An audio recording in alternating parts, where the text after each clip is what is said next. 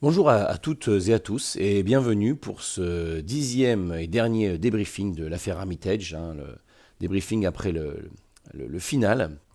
Donc tout d'abord, je voulais remercier les joueurs et les joueuses qui étaient avec moi sur cette campagne parce que je pense que c'était très très très chouette de jouer avec elle et avec eux, avec lui. Et donc j'ai pris beaucoup de plaisir à mener cette campagne. Revenons un petit peu sur la fin de cette campagne, sur le dernier épisode, l'épisode 10.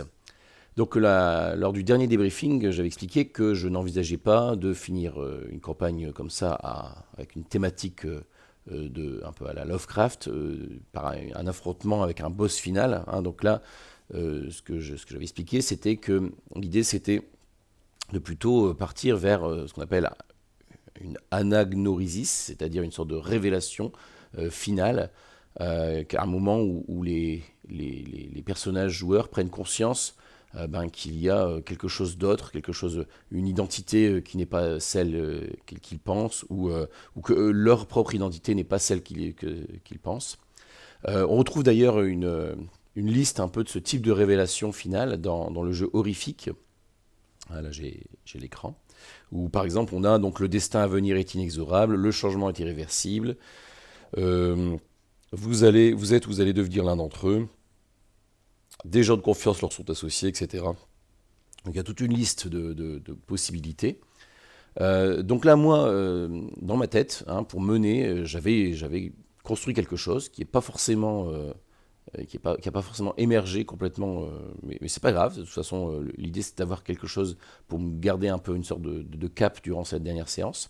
Donc moi, mon idée c'était que, à l'aide de ce qu'il pouvait trouver dans le grimoire de Modène, Armitage avait pu envoyer une partie sa propre sa propre conscience, hein, divisée en trois parties. Et ces trois parties correspondaient bien évidemment aux trois personnages joueurs. Et donc chacun était un peu dépositaire ou un écho un peu d'une facette d'Armitage. Donc ça, j'ai essayé de le faire transparaître avec Armitage qui souligne, hein, ses motivations, qui sont les mêmes que celles des personnages joueurs, hein, l'ennui, la soif de connaissance, la curiosité, le fait de s'intéresser aux objets antiques.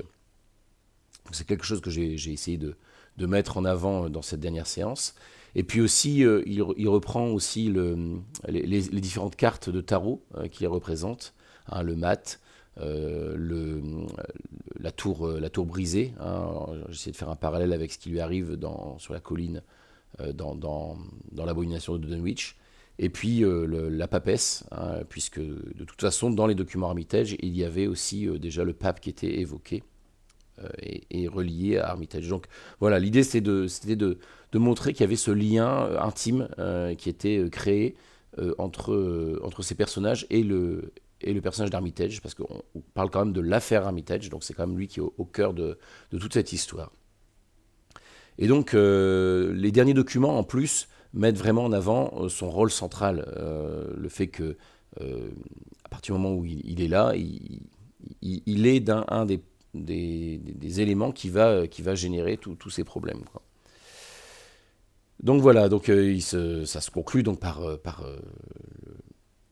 le fait que voilà, il faut prendre donc des décisions qui sont des décisions qui se paraissent folles, qui paraissent incroyables, qui sont graves, et qui est donc ici donc la mort d'Armitage.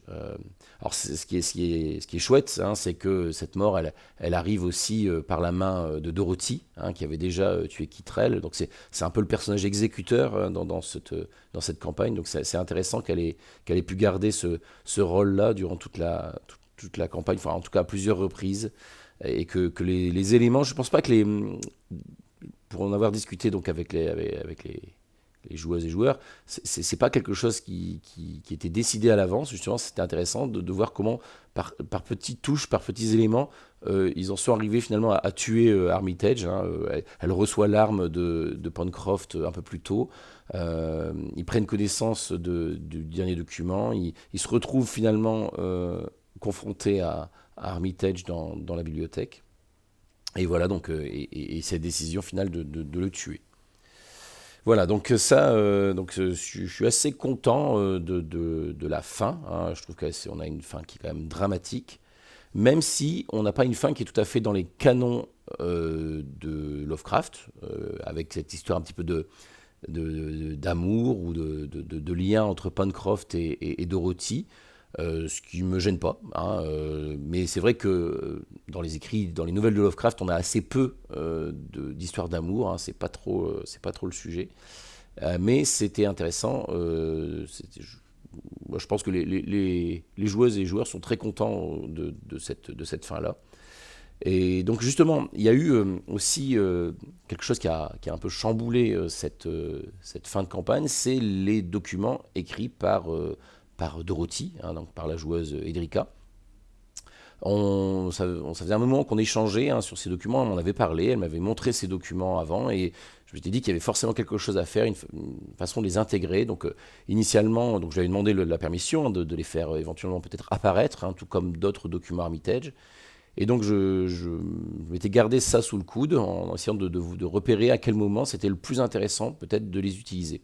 Et finalement, ça a été plus intéressant de les amener lors des interrogatoires, hein, de trouver ce carnet du coup de profiter de ces interrogatoires pour dévoiler une autre facette du personnage, hein, qui était un petit peu restée secrète. Alors, moi, je connaissais le personnage, comme je disais, on échangeait aussi avec Edrica et je savais qu'elle elle cherchait à manipuler un petit peu les autres personnages pour arriver à ses fins, pour arriver à assouvir sa soif de connaissance.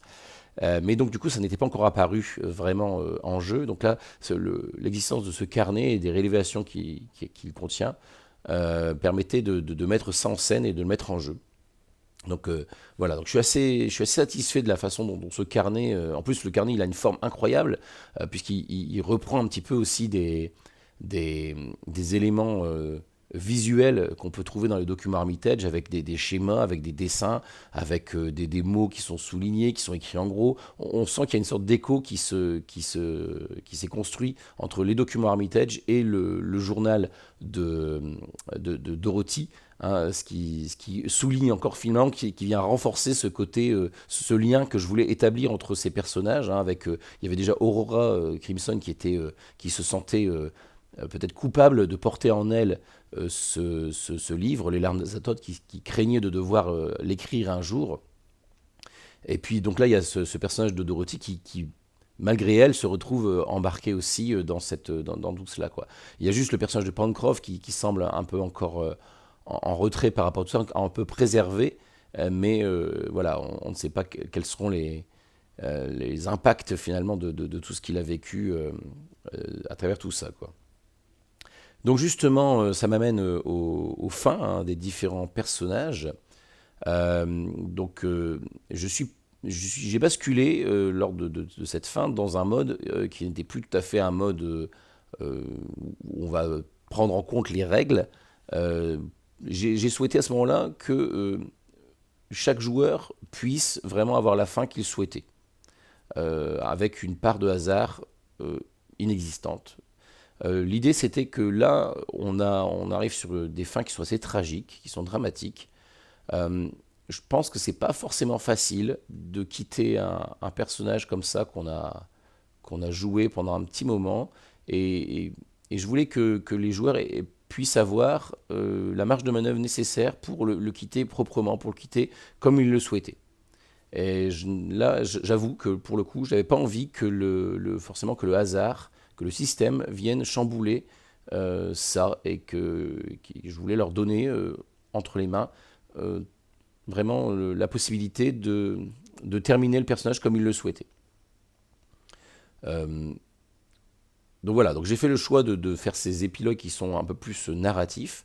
Alors sachant que ce qui se passe avec Aurora, le fait qu'elle disparaisse dans l'incendie de sa boutique, ça a été fait bien sûr en accord avec la joueuse. Hein. L'idée c'est toujours aussi que quand un personnage subit quelque chose, qu'il puisse aussi décider de comment il subit et jusqu'où ça l'impacte. Hein. Donc là, moi, quand elle s'est retrouvée dans cette situation, je lui ai demandé est-ce que ça te va si ton personnage décède là, est-ce que tu vois une autre opportunité ou tu veux autre chose. Elle m'a dit non, vas-y, le personnage peut décéder dans cet incendie. Voilà, c'est une fin qui me convient.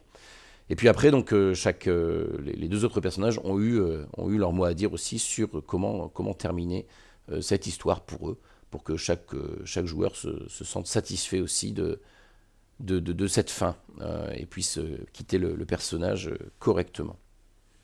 Hein, donc l'idée, j'insiste là-dessus, c'était que comme on subit finalement quelque chose, qu'on puisse choisir dans quelle mesure on le subit et jusqu'où on est prêt à aller pour cette histoire.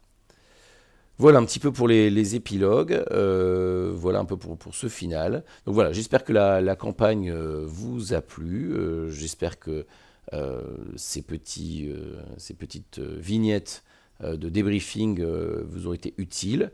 Si jamais vous avez d'autres questions ou d'autres points que vous souhaitez aborder par rapport à cette campagne, n'hésitez pas à me contacter par les différents moyens disponibles, hein, soit en commentaire dans la vidéo, soit sur Discord ou sur différents forums sur lesquels je suis présent.